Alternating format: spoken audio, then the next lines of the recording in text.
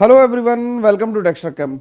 आज हम लोग बात करने जा रहे हैं एक बहुत इंपॉर्टेंट कॉन्सेप्ट के बारे में। इस वीडियो को पूरा देखेंगे, थोड़ा सा लेंदी वीडियो होगा यार, कम से कम 20 मिनट तो चलेगा क्योंकि बहुत काम की बात बता रहे हैं, तो पूरा देखना।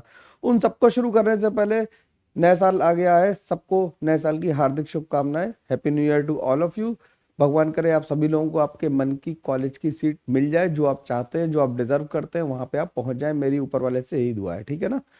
तो हम लोग आज जिस बारे में बात कर रहे हैं उसमें आ जाते हैं, और इस बारे में जरूरी बात अभी करने का समय था क्योंकि 20 दिन बचे हैं, और इस 20 दिन में हम अपने आप को अब रिकलेक्ट करके रीचैनलाइज कर रहे हैं। सारी बातें ध्यान से सुनेंगे और बात को पूरा करेंगे। तो पेपर सॉल्विंग स्ट्रेटजी पे बात करते हैं। कई लोग क्या कर रहे हैं, पेपर सॉल्व कर रहे हैं और रैंडमली कर ले रहे हैं। अब रैंडम पेपर सॉल्विंग से होता क्या है, बड़ी सारी दिक्कतें आ जाती हैं, है ना। कि कभी तुम फिजिक्स पहले कर रहे हो, फिर केमिस्ट्री कर रहे हो, फिर मैथ्स कर रहे हो, कभी मैथ्स पहले कर रहे हो, फिर केमिस्ट्री कर रहे हो, पहले फिजिक्स कर रहे हो। तो मेरे अकॉर्डिंग सबसे जो प्रायोरिटी ऑर्डर है प्रायोरिटी ऑर्डर है जो पेपर को अटेम्प्ट करने का, वो है केमिस्ट्री, फिजिक्स और मैथ। सबसे पहले केमिस्ट्री अटेम्प्ट करेंगे, फिर फिजिक्स में अटेम्प्ट करेंगे, फिर मैथ्स अटेम्प्ट करेंगे। देखो, ये तुम्हें ऑर्डर सारे लोग बताते हैं, तुम भाई मैथ्स में होगे तेज आदमी, तुम धुरंधर आदमी होगे मैथ्स में तब भी, लेकिन मैथ्स पहले मत उठाना, ये मैथ्स के टीचर तक कहते हैं। केमिस्ट्री पहले करनी है, केमिस्ट्री इजी होगी, जल्दी हो जाएगी और अच्छे से हो भी पाएगी। अब जो मैं बात करने जा रहा हूं, इस बात को ध्यान में रखना कि इस स्ट्रेटजी से मैंने आईएससी बेंगलोर के पेपर से लेके आईआईटी जैम और गेट तक के सारे पेपर मैंने खुद क्वालिफाई किए। इस स्ट्रेटजी से बहुत फायदा मिलने वाला है तुम्हें भी, इसलिए मैं तुम्हें बता रहा हूं, ध्यान से सुनना मेरी बात, है ना। लेकिन यार, इंप्लीमेंट करोगे तभी फायदा होगा। तो ध्यान से सुनना क्या कह रहा हूं। ये तरीका है कि राउंड बेस्ड स्ट्रेटजी का। मैं क्या करता हूं, पेपर को सॉल्व करते समय मैं पेपर को पहले पेपर हॉल में पहुंचता हूं। पेपर हॉल में पहुंच के सबसे पहले लोगों से चकपक बात नहीं करता, है ना, कि इधर वाले को देखूं, उधर वाले को देखूं, कौन आगे बैठा, कौन पीछे बैठा। इस बारे में हमें कोई फर्क नहीं पड़ता। अपनी सीट पे बैठ के जाके आंख बंद करके शांति से रिलैक्स होके बैठो और बोलो, एक गहरी सांस लो और अपने को बोलो कि मैं रिलैक्स महसूस कर रहा हूँ। दूसरी गहरी सांस, अब और रिलैक्स, और तीसरी गहरी सांस के साथ पूरा रिलैक्स हो जाओ, यानी कि 15 सेकंड के अंदर तुम्हारी बॉडी बिल्कुल रिलैक्स स्टेट में होनी चाहिए। एंग्जाइटी नाम की कोई चीज तुम्हारे अंदर नहीं होनी चाहिए, और यही काम तुम्हें घर पे भी करना है बैठ के, ठीक है। अब राउंड बेस्ड स्ट्रेटजी की बात करते हैं। राउंड बेस्ड स्ट्रेटजी का मतलब क्या है कि हम पूरे पेपर को 3 राउंड्स में डिवाइड कर देंगे, 1, 2 और 3। फर्स्ट राउंड, सेकंड राउंड और थर्ड राउंड। और मैं तुम्हें बताऊंगा इससे फायदा क्या होगा। कि राउंड बेस्ड स्ट्रेटजी का मतलब क्या है कि ये हमें रैंडम सॉल्विंग से बचा लेती है। रैंडम सॉल्विंग मतलब हम कभी कुछ कोई सवाल लगा रहे, कभी कोई सवाल लगा रहे, तो रैंडम सॉल्विंग से बचा लेती है। अगर इस स्ट्रेटजी के थ्रू चलोगे तो जो अर्ली टफ क्वेश्चन है उससे बच जाओगे। अर्ली टफ क्वेश्चन से कैसे बच जाओगे यार, कई लोग क्या करते हैं, इमोशनल होके पेपर देते हैं। मैं बार बार कह रहा हूं कि इमोशन फ्री होके पेपर देने जाना है। इमोशंस लेके पेपर देने नहीं जाना है।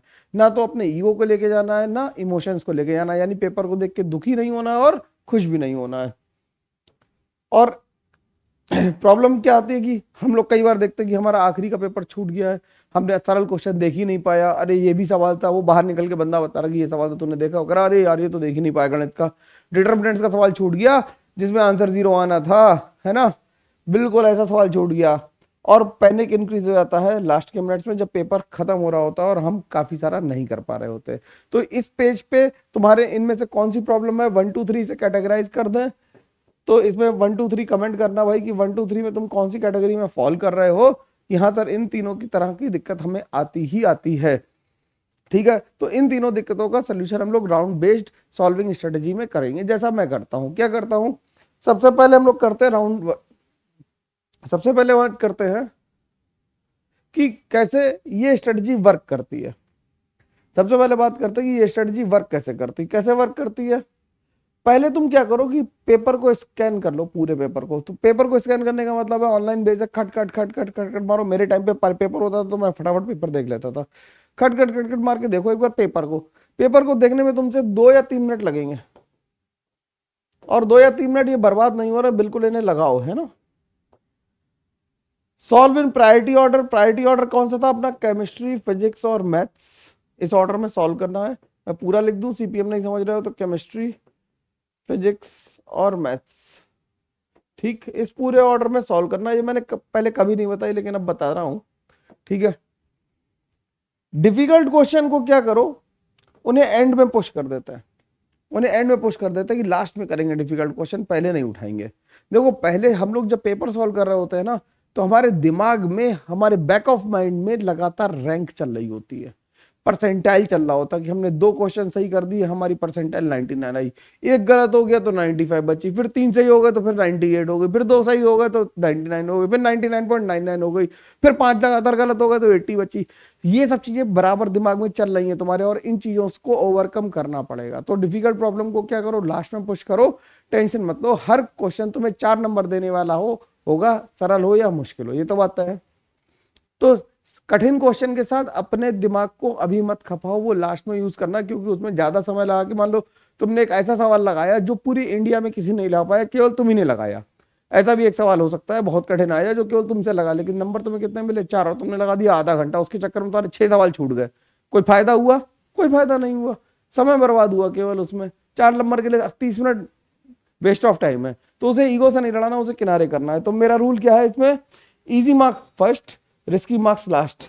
ठीक, जो सरल नंबर है उन्हें पहले उठा लो, है ना, पहले बेल्ट में 200-250 नंबर कर लो, फिर लड़ लेंगे। आखिरी के 10 क्वेश्चन तो होंगे ही कठिन, उसमें क्या दिक्कत है, लेकिन 250 नंबर आ गए तो यार हम लोग 99.9 पे तो पहुंच जाएंगे ना। ठीक है, तो हमें ध्यान रखना है कि जो सरल नंबर है उन्हें पहले करना है, और जो बचे हुए मॉक टेस्ट हैं उन्हें अब इसी स्ट्रेटजी के थ्रू देना है। तो स्ट्रेटजी में हम लोग करेंगे क्या क्या, कि राउंड 1 में चलते हैं। राउंड 1 में हम लोग क्या करेंगे, सबसे पहले पेपर को हमने स्कैन कर लिया। पेपर को स्कैन करते ही तुम्हें पता लग जाएगा कि कौन सा सवाल तुमसे होने वाला है। जैसे तुम सवाल देखोगे, मैं मानता हूं कि सारे लोग पढ़े लिखे हैं लोग, तो जैसे ही सवाल देखोगे तुम्हें ये पता लग जाएगा ये सवाल तुमसे होने वाला है या नहीं होने वाला। तो ऐसे सवाल करो जो तुमसे इमीडिएटली हो जाए। जैसे इनऑर्गेनिक का पीरियोडिक टेबल का सवाल आया, तुमने देखा, खट से आंसर लगाया। क्वांटम मैकेनिक्स का सवाल आया, सॉल्विंग करनी थी, छोड़ देंगे, रुक जाएंगे अभी, है ना। मैट्रिक्स डिटरमिनेंट का सवाल आया, तुरंत लगा दिया। लिमिट्स का सवाल देखा, एल हॉस्पिटल लग रहा, तुरंत लगा दिया। न्यूटोनियन फिजिक्स का सवाल आ गया, काइनेमेटिक्स सवाल आया, तुरंत लगा दिया। ऐसे सरल सवाल जो आते ही आते हैं हर पेपर में, उसे करना है। ऐसे सवाल कैसे होंगे, जिसमें एक स्टेप होगी, तुमने ऐसा कोई पीवाईक्यू देख रखा होगा या सिमिलर टाइप ऑफ क्वेश्चन देख रखा होगा, और तुम्हें इसमें कॉन्फिडेंस बहुत होगा कि यार ये तो करा ही हुआ है, और उसमें कैलकुलेशन बहुत कम होगी।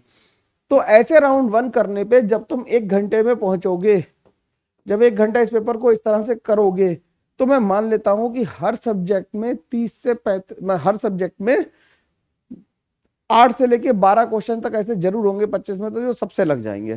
तो मैं एवरेज 10 का पकड़ के चलूं, 10 क्वेश्चन होंगे ही होंगे। मैं गणित की बात कर रहा हूँ, चलो गणित में कम कर देते तो सर गणित में तो टोटल नहीं 10 हो रहा है, गणित में 4-5 क्वेश्चन ऐसे होंगे, केमिस्ट्री में 12 होंगे, फिजिक्स में 8 होंगे, तब भी तुम 25 क्वेश्चन लगा पाओगे 1 घंटा खत्म होते होते। 1 घंटे में 25 क्वेश्चन लगाए, जिसमें 10 से 12 क्वेश्चन हमने केमिस्ट्री में कर लिए, हमने 8 से 10 क्वेश्चन कर लिए किसमें, फिजिक्स में कर लिए, और 4 से 6 क्वेश्चन तक हमने मैथ्स में कर लिए जो इजी थे। और तुमने पूरा पेपर भी देख लिया। फायदा इसका यह है कि तुमने ये क्वेश्चन तो करे ही करे, साथ में तुमने अब पूरा पेपर भी गो थ्रू कर लिया है कि तुमसे कौन से सवाल नहीं लग रहे थे। तो तुमने स्टेप 1 में जो लग रहे थे उन्हें तुरंत लगा दिया, पूरा पेपर देख लिया, और तुम्हारे बेल्ट में 100 नंबर पक्के हो गए। पहले घंटे में हमने 100 नंबर अचीव कर लिए, है ना। 100 नंबर हमने अचीव कर लिए, बिल्कुल एकदम सेफ जोन में आ गए हैं। अब हमें घबराने की जरूरत नहीं है, पैनिक बटन ऑन करने की जरूरत नहीं है। अभी भी तुम्हारे पास 2 घंटे बचे हैं, और बाकी उस सारी दुनिया ने जिसने ये स्ट्रेटेजी नहीं फॉलो की है, उससे तुम थोड़ा सा आगे बढ़ गए हो। क्यों? क्योंकि तुमने पूरा पेपर देख रखा हो, उसने पेपर नहीं देख रखा। उसका हो सकता है सरल वाला सवाल छूट रहा हो लास्ट में, लेकिन तुमने तो सरल वाला सवाल पहले ही कर लिया।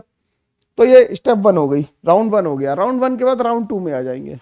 राउंड 2 में हमने जो क्वेश्चन हमें राउंड 1 में हमने जो देखे थे वो 1 गो में हो गए थे, और जो हमें लग रहा था पढ़ने के बाद ये हो जाएंगे, लेकिन में थोड़ी सी एफर्ट माननी पड़ेगी, थोड़ी सी कैलकुलेशन है, थोड़ी कॉन्सेप्चुअल दिक्कत है इसमें, हम अगर बैठेंगे तो सॉल्व कर देंगे, तो उसे मार्क पर रिव्यू करके आगे बढ़ जाएंगे।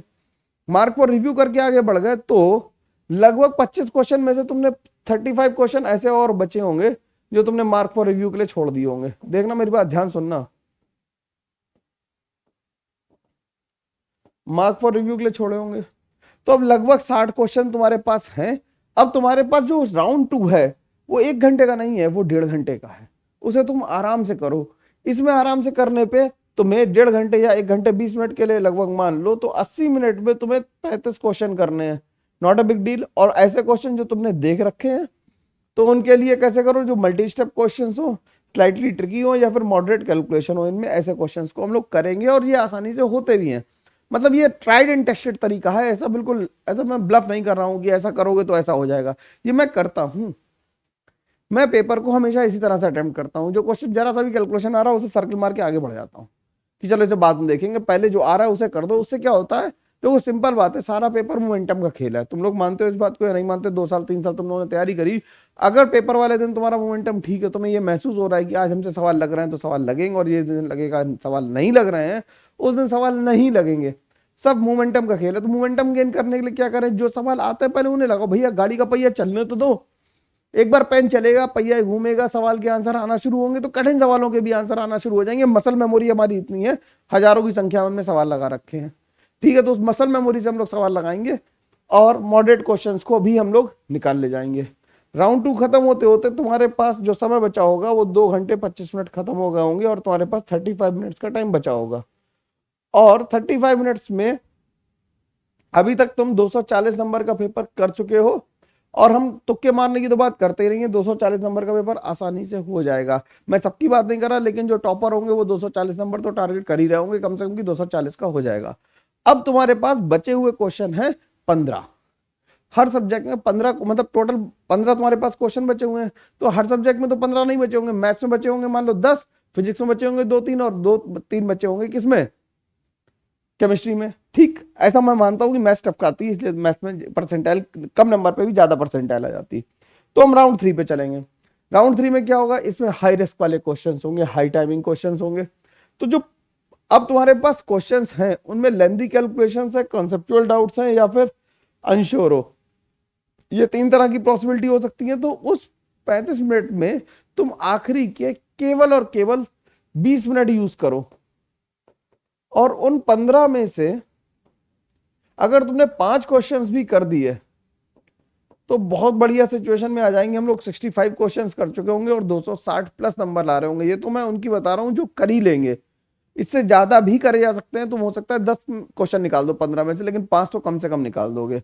ध्यान रखना है कि ब्लाइंड गेसिंग नहीं करनी, क्योंकि भैया तुम्हारे नंबर अब 240 आ चुके हैं, और 240 नंबर आ चुके हैं तो तुम ब्लाइंड गेसिंग करोगे तो निगेटिव यहीं से कम होना शुरू होंगे, 239 हो जाएंगे एक क्वेश्चन गलत हुआ तो। ब्लाइंड गेसिंग नहीं करनी है, निगेटिव मार्किंग से बचना है। तो पैनिक नहीं करना है, रिलैक्स रहना है, और तुम्हें आराम से पेपर कर पाओगे बिल्कुल रिलैक्स मोड में। ठीक है, तो पहला राउंड क्या है, पहला राउंड ये है कि हमने सरल क्वेश्चंस को सारे कर लिया। तो हमने 25 से 30 क्वेश्चन किए, मैंने 25 ही लिए, नहीं तुम कहो सर 30 क्वेश्चन तो बहुत ज्यादा होते हैं, इनफैक्ट 30 से भी ज्यादा होंगे। बात समझ रहे हो ना, क्वेश्चन 30 से भी ज्यादा होंगे तुम्हारे। क्यों, क्योंकि वो सरल क्वेश्चन है, वो देखते ही हो जाएंगे। इनऑर्गेनिक के क्वेश्चन आएंगे, ऑर्गेनिक के क्वेश्चन आएंगे, बायोमोलिक्यूल्स क्वेश्चन आएंगे, सिंपल सिंपल। अगर मतलब फिजिक्स में मॉडर्न फिजिक्स का क्वेश्चन आ रहा है, लॉजिक गेट क्वेश्चन आ रहा है, तो जल्दी जल्दी होगा ना, अगर लॉजिक गेट सिलेबस में है तो जल्दी होगा ना। तो तुम 30 से 25 के 30 35 भी कर सकते हो, और सेकंड राउंड में तुम्हारे पास फिर 30 क्वेश्चन बचेंगे, तो आखिरी में 10 ही क्वेश्चन बच रहे होंगे। उन 10 में से अगर 5 सही कर दिए तो 70 क्वेश्चन पे पहुंच जाओगे। मेरी बात समझने की कोशिश करो, इस स्ट्रेटजी को फॉलो करो, और 2 4 पेपर दे के देखो कि इंप्रूवमेंट आ रहा है या नहीं आ रहा है। बेसिकली जो ऐसा ऑब्जर्वेशन है मेरा, कि जो पहले 70 से 80 मिनट में तुम पेपर कर पाओगे वो तुम्हारा ऑप्टिमम स्कोर होगा। उसके ऊपर तुम बढ़ने के लिए बहुत एफर्ट माननी पड़ेगी। तो यानी कि जो पेपर तुम्हें आता है वो 1.5 घंटे के ड्यूरेशन में खत्म हो जाएगा। और मेरी कैलकुलेशन के हिसाब से अगर तुमने पहले घंटे में 30 से 35 क्वेश्चन किए, और अगले आधे घंटे में 50 15 16 क्वेश्चन और कर दिए, तो 50 क्वेश्चन तक तुम पहुंच जाओगे इजीली। फिर उसके ऊपर नंबर बढ़ाने में दिक्कत होगी, और वो फिर यहाँ पे राउंड 3 काम करना शुरू कर देता अपना। ठीक है, तुम्हारा राउंड 3 हो सकता है 80 मिनट में ना आए, 80 मतलब 2 घंटे 20 मिनट के बाद ना आए, तुम्हारा राउंड 3 आ जाए 2 घंटे पे आ जाए, तो और अच्छी बात है। उसमें क्या दिक्कत है, पेपर अच्छा जा रहा है, इसका मतलब टेंशन लेने की जरूरत नहीं है। लेकिन बस ये ध्यान रखना है कि पैनिक नहीं करना है, ब्लाइंड गैसिंग नहीं करनी है, निगेटिव मार्किंग से बचना है। मॉक में तो बिल्कुल भी नहीं करनी, चाहे कुछ हो जाए। ठीक है ना, और ऐसा तुम्हें लग रहा हो जिस सवाल में आ रहा है या नहीं आ रहा, तो नहीं आ रहा मान के करना। ठीक, आगे बात करते हैं। कॉमन मिस्टेक्स क्या है, spending +5 minutes on any question, यहां पे लिख देते हैं on any question in round 1। अरे 5 मिनट नहीं, मैं तो 2 मिनट से ज्यादा कह रहा हूँ, 2+ मिनट्स भी नहीं लगाने हैं ना। 1 मिनट में अंदर क्वेश्चन होना चाहिए, तब फायदा है। 1 मिनट क्वेश्चन होना चाहिए। और ईगो पे सवाल को नहीं लेंगे कि हम तो भैया आयनिक इक्विलिब्रियम सर ने इतना बढ़िया पढ़ाया, हम तो आयनिक इक्विलिब्रियम सही करके ही आएंगे। ऐसा मत करना, ईगो नहीं लड़ाना है। पेपर में पास होना अलग बात है, और प्रूफ करना अलग बात है कि तुम्हें आता है कि नहीं आता। तो ईगो नहीं लड़ाना है, चाहे वो फिजिक्स में हो, चाहे केमिस्ट्री में हो, चाहे मैथ में हो। ईगो नहीं लड़ाना है, ब्लाइंड गैसिंग से बचना है राउंड 3 में, और करेक्ट आंसर्स को चेंज करना पैनिक मोड में आके कि किसी को तुमने देख लिया सिस्टम में पगल में झांक के, अरे उसका तो इसका डी आ रहा, मेरा बी आ रहा, ना उसका नहीं होने वाला है, उसका नहीं होने वाला सिलेक्शन, ऐसा मान लेना, ठीक है ना। तो अपने आंसर को गलत नहीं मार्क करना है, चेंज नहीं करना है, रिवाइज करना है, ये कैलकुलेशन चेक करनी है, अगर कैलकुलेशन में कुछ ऊपर नीचे हो रहा है तभी ऐसा करना है, अदरवाइज ऐसा नहीं करना है, ठीक है। तो इन 3 बातों को ध्यान रखेंगे, इजी मार्क्स फर्स्ट और जो डिफिकल्ट मार्क्स हैं वो लास्ट में करेंगे, ठीक है। ये मैंने पेपर ले लिया 2025 का एक पेपर लिया, मैं इसमें बस तुम्हें ये बताना चाह रहा हूँ कि इन पेपर में क्वेश्चंस को पढ़ के तुम्हें क्या अंदाजा लग जाएगा कि तुम पेपर में सवाल गैस कर पा रहे हो नहीं। मैं तुम्हें 25 सवाल गैस करके दिखा रहा हूँ कि राउंड वन में मैं 1 लिखता जाऊंगा। कैसे लिखा है? The large difference between the melting and the boiling point of oxygen, ये तो सरल सवाल है, राउंड 1 में होगा। The carbohydrate ribose present in pentose, बिल्कुल सही है, आसानी से हो जाएगा। Which of the combination of linear lead to the molecular orbital homodiatomic, ये भी राउंड 1 में होगा। सब में 1 1 लिख दे रहा हूँ, ठीक है। कह रहा reaction of N2 volume container present final pressure 50% reaction gets completed. तो यार इसमें कैलकुलेशन लगेगी, इसे 2 नंबर लिख देते हैं, ठीक है। प्रिपरेशन ऑफ पोटेशियम पर magnet K1O4 involve 2 step, first step reaction formation, ये तो 1 वो में होना चाहिए। गिवन बिलो द स्टेटमेंट वाला क्वेश्चन है, स्टेटमेंट वाला क्वेश्चन थोड़ा रुक के करेंगे, इसे 2 नंबर में देख लेते हैं ना, क्योंकि स्टेटमेंट में गलती होने की संभावना ज्यादा होती है। सिंथेसिस करा रहा है मॉलिक्यूल की, तुम देख रहे हो सवाल तेजी से कैसे होंगे। न्यू साइक्लिक कंपाउंड, ये भी लंबा सवाल है, पढ़ने में दिक्कत हो रही, तो राउंड 2 में आएंगे, कर तो देंगे, राउंड 2 में आएंगे। स्ट्रॉन्गेस्ट ऑक्सीडाइजिंग एजेंट, ये राउंड 1 में हो जाएगा आसानी से। Which of the following statement respond to the, अब ये केमिकल बॉन्डिंग का इजी क्वेश्चन है, राउंड 1 में होगा, थोड़ा सा टाइम ज्यादा लगेगा लेकिन राउंड 1 में हो जाएगा, ठीक। ये भी आसान क्वेश्चन है, ये तो वही वाला पार्ट है, इसका ई पार्ट है। करा है कि PQRS के बारे में बताना है कि फास्टेस्ट कौन रिएक्ट करेगा। मान लो तुम्हें हाइड्रोकार्बन में थोड़ी सी दिक्कत है, वैसे राउंड 1 में होगा, लेकिन इसे 2 में भी डाल सकते हैं। Which of the following with respect to the reactivity of nucleophilic substitution reaction, अब इनके स्ट्रक्चर तुम्हें बनाने में काफी क्लिष्टता हो रही है। मान लो कि तुम्हें एसिटोफेनॉन, पैराटोलिडिन, एल्डिहाइड और पैरा नाइट्रोबेंजीन इसे बनाने में दिक्कत हो रही, राउंड 2 में डालो, बना लेंगे लेकिन दिक्कत हो रही। मोस्ट स्टेबल कार्बोकेटाइन राउंड 1 में हो जाएगा आसानी से। अगला ये सवाल देख के थोड़ा सा चिड़ मच रही है, इसे दूसरे नंबर पे देखेंगे यार आके। और ड्यूमास मेथड हमें मान लो याद नहीं है, तो इस सवाल को कट्टा मार दो कि नहीं करेंगे।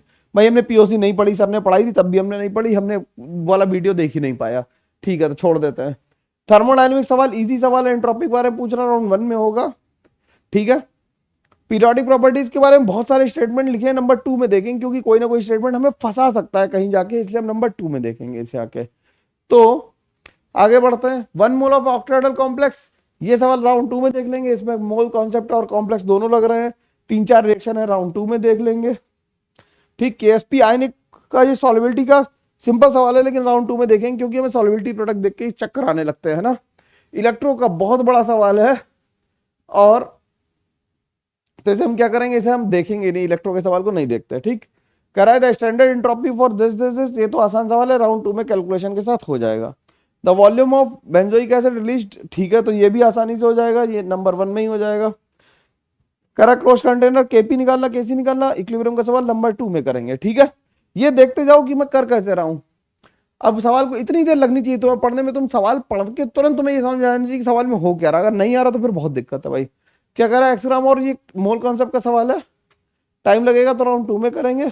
और कह रहा है कि करेक्टरिस्टिक प्रेसिपिटेट दे रहे हैं, ये तो आसान सवाल है, लेकिन इसे भी राउंड 2 में करेंगे, क्योंकि इसमें कई सारे हमें रिएजेंट दे रखे हैं जिनका हमें प्रेसिपिटेट निकालना। अब देखो राउंड 1 में हुए कितने, राउंड 1 में हमसे जो सवाल हुए वो देखो कितने हुए, 1 2 3 4, मैंने बहुत रियलिस्टिक टारगेट लिए, 4 4 के बाद क्या आ गया, 5 6 7, देखो बिल्कुल मैं ऐसा नहीं कह रहा हूं कि मैं लगा रहा हूं इसलिए, 8 8 के बाद आ गए कितने, 9 9 सवाल लिए मैंने, है ना, इस पेपर में 9 सवाल लिए। तुम 10 तक कर सकते हो, इस क्वेश्चन को 1 2 क्वेश्चन को ले सकते हो, 10 क्वेश्चन इजी मिल रहे हैं तुम्हें, है ना। और राउंड 2 के लिए कितने हो गए, 1 2 3 4 5 6 7 8 9 10 सवाल, 10 11 12 सवाल हमारे राउंड 2 के लिए हुए, 12 1 13 14 सवाल राउंड 2 के लिए हुए, ठीक है। और 2 सवाल हमने करे नहीं, तो हम इस तरह से पेपर को पूरा बाइफरकेट कर पाएंगे। ये पेपर ऐसा है कि इसमें राउंड 2 वाले क्वेश्चन ज्यादा हो सकता है, तुम्हारे पेपर में राउंड 1 वाले क्वेश्चन ज्यादा हो, तो उसे इस तरह से करेंगे, ठीक है ना। तो इस तरह से पेपर को जब तुम कर लोगे प्रैक्टिस में, तो तुम्हें ये आदत बन जाएगी कि पेपर को आसानी से किया जा सकता है। और सबसे जरूरी बात है, पेपर को देख के ना तो खुश होना है ना दुखी होना है। अगर दुखी हो गए तो भी गड़बड़ है, खुश हो गए तो भी गड़बड़ है, दोनों ही सिचुएशन खराब है। ठीक है, तो फिर हम लोग रिकैप कर लेते हैं कि क्या क्या हम लोगों ने कहा। कि solve with confidence in round 1, 100% look solvable, leave for round 2, और डाउटफुल लेंदी सवाल को हमने क्या किया, राउंड 3 के लिए छोड़ दिया। तो ये रिकैप है, बिल्कुल सिंपल मेकिंग है। और इसे मार्किंग स्कीम को ध्यान रखना है कि एक को टिक कर देना है। टिक करना है मतलब कि तुम इसे टिक करोगे तो हो जाएगा, इसे मार्क फॉर रिव्यू कर देना, मार्क फॉर रिव्यू होगा। और इसे डू नॉट स्किप कर देना, मतलब इसे स्किप कर देना या फिर स्किप वाली टेंडेंसी में डाल देना, जिससे कि ये सवाल बाद में देखने को मिल जाए और तुम इन्हें कर पाओ। ठीक है, मेरी पूरी बात समझ में आई अच्छे से? मैं यहाँ तक क्लियरली बताया है तुम्हें सब कुछ। यार वीडियो अच्छा लगा हो तो बिल्कुल लोगों के साथ शेयर करना, लोगों तक पहुंचना चाहिए, है ना बात। और आखिरी में वही बात है कि न्यू ईयर है, हम लोग वही सीट लेंगे जो हम लेना चाहते हैं, हम वही कॉलेज जाएंगे जहां हम जाना चाहते हैं। मेरी शुभकामनाएं तुम्हारे साथ हैं, आशीर्वाद भी तुम्हारे साथ है। खूब सारी पढ़ाई करो, लगे रहो, कीप लर्निंग, कीप स्प्रेडिंग। और यार चैनल को लाइक शेयर सब्सक्राइब ज्यादा करना है। हमें भी तो एक माइलस्टोन पे पहुंचने का मतलब मौका चाहिए ना यार, कि हमने भी इस साल को कुछ यूटिलाइज कर पाएंगे। तो हम लोग हाई पे ये साल शुरू करेंगे, तुम्हारे साथ मैं लगातार रहूंगा। और कोई भी दिक्कत आए कमेंट करो, we will bring a video for you. ठीक है, कोई इशू नहीं है। चलो मिलते हैं, तब तक के लिए thank you very much, take care, bye bye, take care.